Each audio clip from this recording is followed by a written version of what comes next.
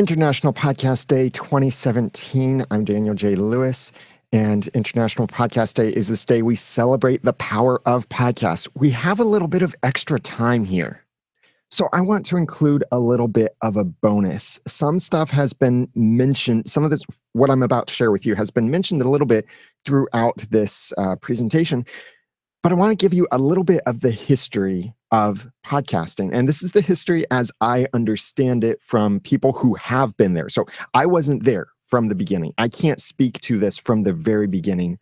But so this is secondhand knowledge from the people who were there from the beginning and who documented this and talked about it in different cases. And some of this is some stuff that's pretty fascinating to recognize and might be entertaining to know, and especially helpful to understand, this being International Podcast Day, to understand how we kind of got here and how podcasting has been developed over the years. So by definition, technical definition, a podcast is episodic or some kind of episodic multimedia. That could be a PDF even, but it can generally be audio or video, or even an EPUB, a chapter of an ebook, for example, syndicated via an XML feed, or using the RSS spec for XML, and using the enclosure tag inside of that. So it's all this technical detail stuff, but what's the actual origin of that? Well, many people, and the reason we chose September 30th for International Podcast Day is that's close to the birth date of podcasting, or what's kind of considered the birth date of podcasting. What's really interesting is that podcasting has its origins much earlier than that, but it wasn't really leveraged in any kind of legitimate way before 2003, 2004 time period. So you've heard of RSS. It stands for a few things, and the actual definition of RSS has changed over the years, but generally we know it today as really simple syndication. This is a kind of blogging or internet technology term for how things are coded in a particular XML, extensible markup language. It's basically a combination of all of these machine readable tags that follow a particular specification, and that's the RSS specification. So you can have an XML feed that's not an RSS feed, and you can have an RSS feed that's not a podcast feed. In order for an RSS feed to become a podcast feed, it has to have that enclosure tag. So jump back to the 90s, and that's when RSS was created by Dave Winer. And RSS back then was used by blogs and websites to deliver content, syndicate it through more simple means. In 2000 was when MTV host Adam Curry approached Dave Winer with this idea of, what if we could add multimedia to RSS so that there could be some way to automatically deliver multimedia, not only text content, but multimedia content, whatever kind of content he had in mind at that point.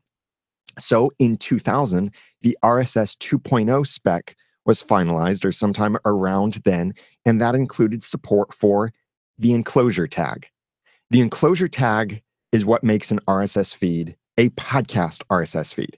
Yes, there are the iTunes tags and Google Play tags and all kinds of other tags that you could add to a podcast RSS feed, but you can have a feed that is simply a regular blog feed and add that enclosure tag, and it turns it into a podcast feed. It won't be optimized for podcast apps and such, but it is technically a podcast feed. So that was in 2000 that was supported, but no one really did anything with it for a while. Years later, a professor by the name of Chris Lydon was really the first one to make something that today we would consider a podcast. He released several of his lectures using this RSS technology because he had some connections with Dave Winer, and so he learned about RSS and the enclosure and guided and inspired some things there. And so Chris Lydon published his lectures in an RSS feed, with each lecture being in an enclosure tag. So that was technically the first podcast, and he was technically the first podcaster. But nothing could be done with that technology. There was no way to get it onto a portable media player. Portable media players were just starting to become a thing back then. And so podcasting didn't quite exist, even though a podcast kind of existed. So then we come to Adam Curry coming back into this in 2003 as well as 2004. And Adam Curry then wrote a script called iPodder. And this was a command line script. So nothing like iTunes, no podcast directory or search engine or anything like that. It was a script for Adam and others to be able to download those media files from that enclosure tag and synchronize it with other devices. And in particular, the iPod, since that was the hip, coolest new thing. And the iPod was truly revolutionary in the space. And looking at Steve Jobs' history with Apple and what he was thinking about allowing you to be able to carry so much music in your pocket. And Adam Curry wanted to get audio content on there, some different kind of audio content. So he created the iPodder script as a demonstration to other programmers of what could be done with this. And then in August 2004 is when Adam Curry launched his own show, Daily Source Code. That is one of the first podcasts, and he released that knowing that this could then be downloaded with iPodder. And that's when we look at it being the date, the birth of podcasting as an actual thing. Because before then, although there was technically a podcast, it wasn't delivered that way. It couldn't be consumed or downloaded in the way that's anything similar to what we do today with podcasts. So then the actual term podcasting was thrown in from, it was Ben Hemmersley in 2004, who was writing an article about this and was tossing in some different names of, well, what do we call it? Do we call it pirate radio? Do we call it this? Do we call it that? Do we call it podcasting?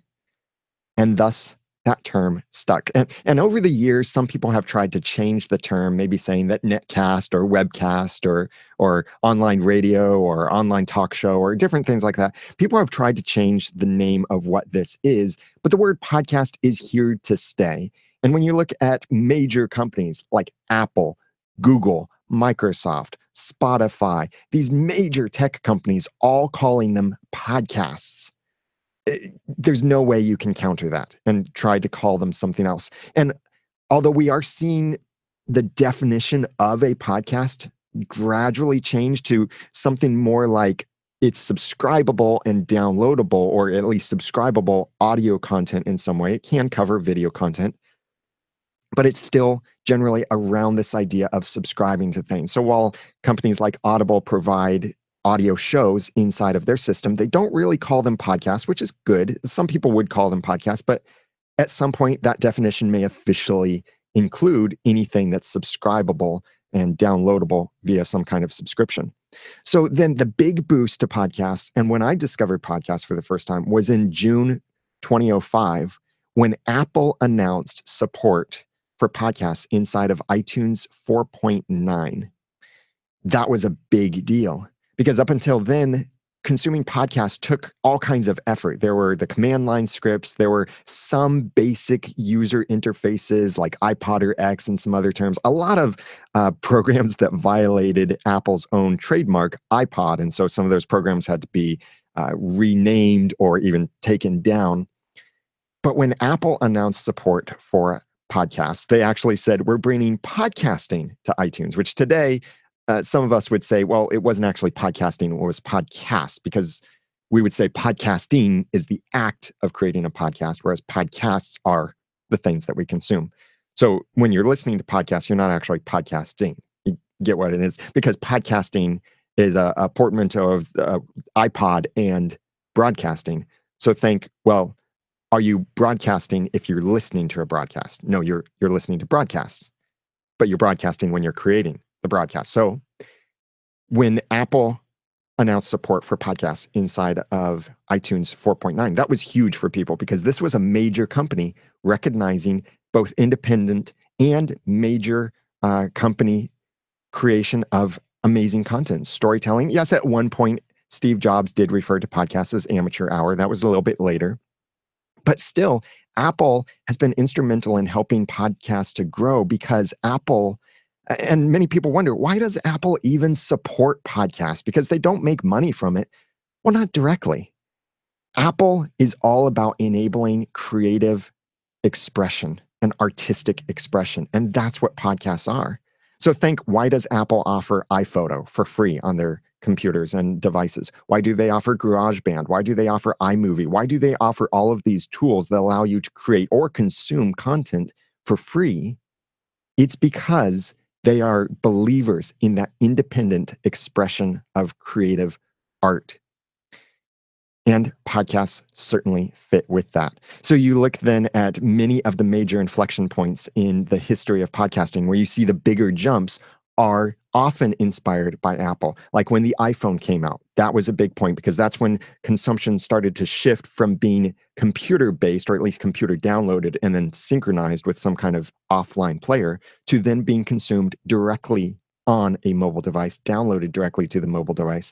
And then when Apple started publishing the podcast app on their own and separated it out from iTunes on the iOS platform, that was a big inflection point, as well as when they started then pre-installing the podcast app on iOS devices. That was huge. And now, again, I believe we're seeing another potential inflection point as Apple has done something they haven't done in years, and that is supporting new RSS tags in the feed. So the history of podcasting is deep, all the way back into the 90s. Technically started in 2000, but didn't really become a thing until about 2004. And so here we are in 2017, and podcasting is about 13 years old. And it's seen this gradual growth because it's from the bottom up, the independent creators creating amazing content and amazing creative expressions and changing the world with their messages.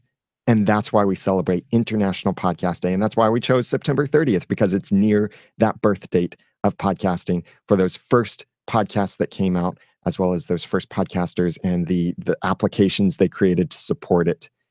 That's a brief history on podcasting.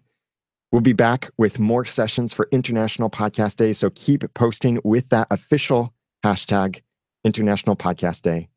I'll be back in a few minutes.